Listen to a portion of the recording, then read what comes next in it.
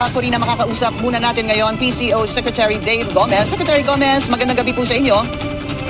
Magandang gabi, Pinky, Corina and Willard. Good evening. Thank you, sir. Unang-una, kamusta po ang Pangulo? Mabuti naman, ano? Katulad nga ng sinabi ko kanina, nagmamonitor ang Pangulo ng mga kaganapan ngayong araw na to, no? And how is he so far, sir? Monitoring and ano po ang kanyang reaction dito sa naging protesta sa Quirino Grandstand at gayon din sa EDSA Shrine at People Power Monument?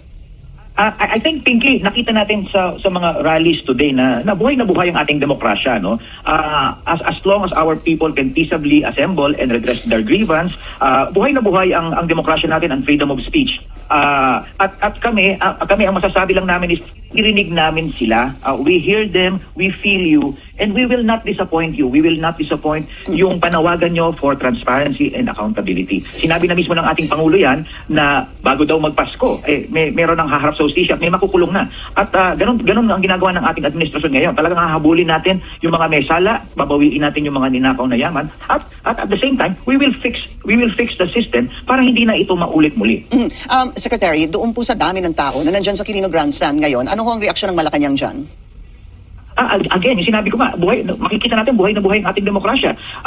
Yung mga mamamayan natin ay lumabas at in-express yung kanilang nararamdaman, at narinig namin sila. Kaisa kanila, gusto naming managot ang dapat managot, gusto namin magkaroon ng transparency in government, at kaya pinapaspasan na natin itong mga kaso na to. At ang pangako ng Pangulo, bago magpasko, may mga makukulong na. Sabi nga ng Pangulo, hindi magiging merry ang kanilang Christmas. Siguro ang tanong lang dyan talaga, Secretary, is that in spite of dito po sa ICI, doon po sa pagbulgar ng Pangulo, dito sa mahiya naman kayo, hindi ho ba, ay patuloy pa rin ang rally. Katulad po na nangyayari ngayon, hindi lang today, it's going to be 3 days of rally of the Iglesia ni Cristo. Naiintindihan ko po yung sinasabi ninyo na buhay ang demokrasya po dito sa ating bansa. Pero dahil sa patuloy po na nagrarally, is there anything else that government will tell the Filipino people para po kahit papano makita nila o maramdaman man lang na gumagana po ang hustisya? Salamat, Pinky, sa tanong na yan. Nakikita naman natin, base doon sa ulat ng Pangulo nung Huwebes lang, sabi ng Pangulo na after 3 months, nag-ulat siya sa bansa kung ano na ang ginawa, at napakarami na talaga natin ginawa. Simula doon sa pagtatag ng ating isumbong sa Pangulo website, all the way doon sa pag-create ng ICI at nagsasampa ng mga kaso sa Ombudsman. Pero pinaalala din sa atin ng ating Pangulo na kailangan itong mga kasong ito ay dapat airtight talaga yung case build-up natin, dahil ayaw nating masayang yung ibinunyag ng Pangulo at yung ating mga investigation. Kung madadrop lang itong mga kaso na to on technicalities, at yung mga may sala, kakalaya at dala-dala nila yung kanilang mga ninakaw.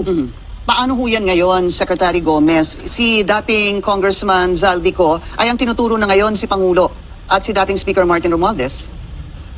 Oo, medyo nakakatawa na tong serye ng mga video na to. Ganun pa din yung posisyon namin. Lahat ito hearsay.